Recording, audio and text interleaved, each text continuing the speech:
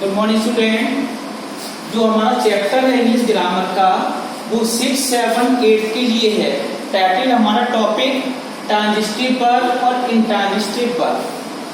Class 6 chapter 6 है, class 7 chapter 7, class 8 chapter 6।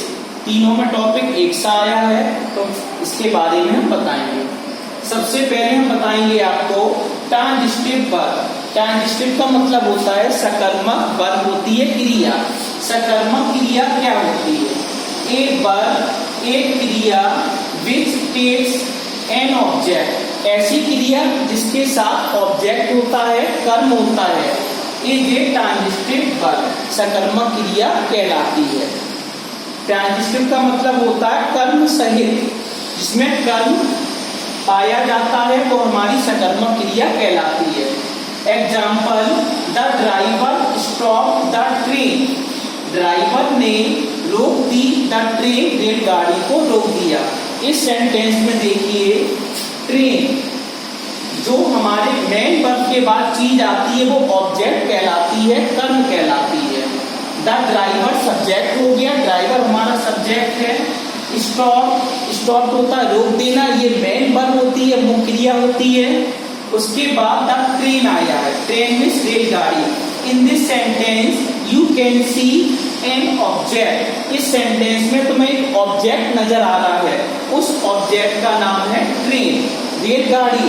अब हमने पता लगाया कि इस सेंटेंस में वर्ब के बाद ऑब्जेक्ट आ गया है, तो हमारी जो वर्ब होगी वो ट्रांजिटिव वर्ब कही जाती है, सकर्मक क्रिया इसको कहेंगे हम। Second example, the horse kicked. घोड़े ने ठोकर मार दी द मैन, आदमी को। अब यहाँ पर देखिए किक्ड हमारा मेन वर्ब है, किक्ड इज मेन वर्ब, ये हमारी मुख्य क्रिया है, ठोकर मार देना। अब ठोकर किसने मारी? हॉर्स ने मारी। किसको मारी? आदमी को, मैन को। जो वर्ब के बाद चीज आती है वो ऑब्जेक्ट कही जाती है, ये हमारा कर्म है।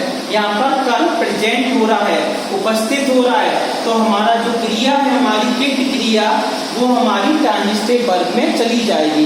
डेफिनेशन का मतलब यहाँ पर ये शो कर रहा है, सकर्मक क्रिया वह क्रिया होती है जिसमें कर्म पाया जाता है, कर्म प्रेजेंट होता है, उपस्थित होता है, उसे हम सकर्मक क्रिया कहते हैं। सकर्मक इसका मतलब कर्म सहित।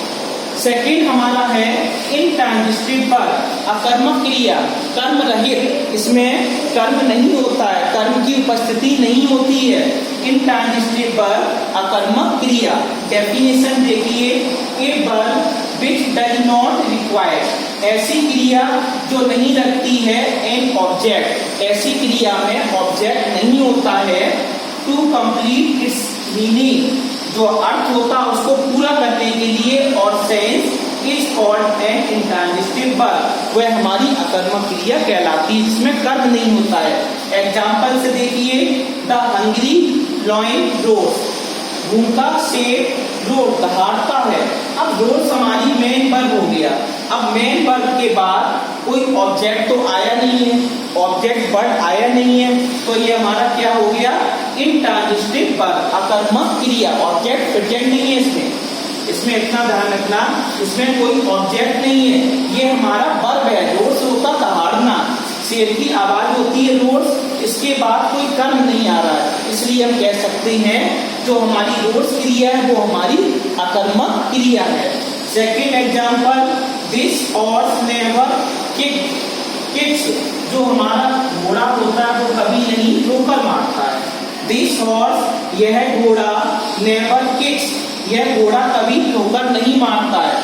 किक्स हमारी मेन वर्ब हो गई, इसके बाद कोई ऑब्जेक्ट नहीं आया है। जैसे ऊपर देखिए, स्टॉप के बाद ट्रेन आ गया है, किक के बाद मैन आ गया, ट्रेन और मैन तो हमारे ऑब्जेक्ट हो गए, इसलिए हम सकर्मक क्रिया कहते हैं इसको।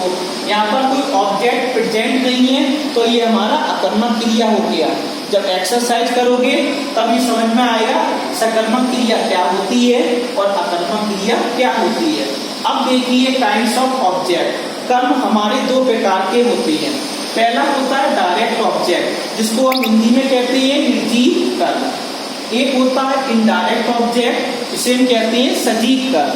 दो प्रकार के कर्म होते हैं, जैसे आई रीड ए बुक, मैं किताब पढ़ता हूँ। अब यहाँ पर बुक हमारा लाइफलेस थिंग है, निर्जीव वस्तु है, तो ये किसमें जाएगा, डायरेक्ट ऑब्जेक्ट में चला जाएगा। जो इसमें कर्म है, ये हमारा कर्म है, कर्म का प्रकार क्या है हमारा, डायरेक्ट ऑब्जेक्ट, निर्जीव कर्म दे रखा है इसमें। जो कर्म की उपस्थिति क्या है, निर्जीव है। इनडायरेक्ट ऑब्जेक्ट सजीव कर्म, I wrote him a letter, him और लेटर, इसमें दोनों कर्म शो कर रहा है। हिम उसे सजीव के लिए आता है, प्राणियों के लिए प्रयोग करते हैं। लेटर निर्जीव होता है, तो ये डायरेक्ट ऑब्जेक्ट। इसमें दो प्रकार के कर्म शो हो रही है। पहला ये हमारा है इनडायरेक्ट ऑब्जेक्ट सजीव कर्म हिम, और लेटर ये हो जाएगा निर्जीव कर्म। इस प्रकार दो प्रकार के कर्म होते हैं हमारे, डायरेक्ट ऑब्जेक्ट और इनडायरेक्ट ऑब्जेक्ट।